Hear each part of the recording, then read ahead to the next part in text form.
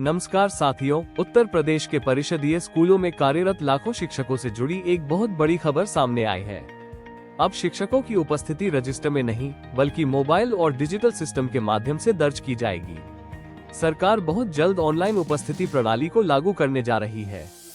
इस फैसले का सीधा असर हर शिक्षक, हर प्रधानाध्यापक और पूरे शिक्षा तंत्र पर पड़ेगा। आइए आपको विस्तार से बताते हैं। ये जानकारी लखनऊ से जारी सरकारी आदेश और मीडिया रिपोर्ट के आधार पर सामने आई है। प्रदेश के परिषदीय विद्यालयों में पहले भी ऑनलाइन हाजिरी लागू करने का प्रयास किया गया था, लेकिन शिक्षकों के विरोध और तकनीकी दिक्कतों के कारण इसे रोक दिया गया था। अब सरकार ने दोबारा इस व्यवस्था को लागू करने का निर्णय लिया है। जिन विद्यालयों में नेटवर्क की समस्या बनी रहती है, वहां शिक्षकों की हाजिरी फिलहाल ऑफलाइन मोड में दर्ज की जाएगी। जैसे ही नेटवर्क उपलब्ध होगा, वही हाजिरी बाद में ऑनलाइन डिजिटल सिस्टम से अपने आप सिंक हो जाएगी। यानी नेटवर्क न होने की वजह से किसी शिक्षक की उपस्थिति प्रभावित नहीं होगी।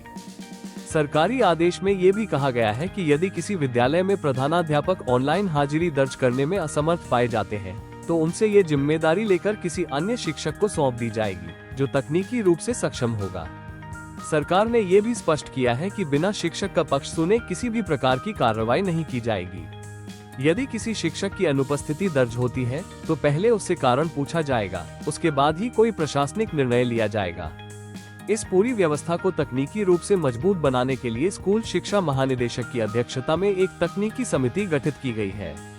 ये समिति यह तय करेगी कि ऑनलाइन अटेंडेंस सिस्टम किस प्रकार से लागू किया जाएगा और डेटा कैसे सुरक्षित रखा जाएगा।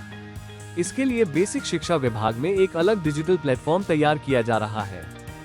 सरकारी आदेश के अनुसार शिक्षकों को विद्यालय खुलने के बाद 1 घंटे का समय दिया जाएगा, जिसे मार्जिन टाइम कहा गया है। इस 1 घंटे के भीतर शिक्षक अपनी हाजिरी दर्ज कर सकेंगे। इसके बाद सिस्टम अपने आप लॉक हो जाएगा।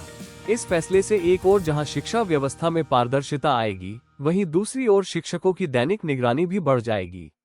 अब समय पर स्कूल पहुंचना अनिवार्य होगा और हर शिक्षक का डेटा सीधे विभाग के पास रहेगा। हालांकि नेटवर्क और तकनीकी समस्या वाले क्षेत्रों में यदि सही व्यवस्था नहीं हुई, तो शिक्षकों को कुछ परेशानियों का भी सामना करना पड़ सकता है। कुल मिलाकर सरकार परिषदीय स्कूलों में डिजिटल उपस्थिति प्रणाली को सख्ती से लागू करने की तैयारी में है। जैसे ही इसकी तारीख घोषित होगी, ये सिस्टम पूरी तरह शुरू हो जाएगा। आप इस फैसले को सही मानते हैं या गलत? अपनी राय हमें कमेंट में जरूर बताइए। ऐसी ही शिक्षा से जुड़ी ताज़ा खबरों के लिए चैनल को सब्सक्राइब करें।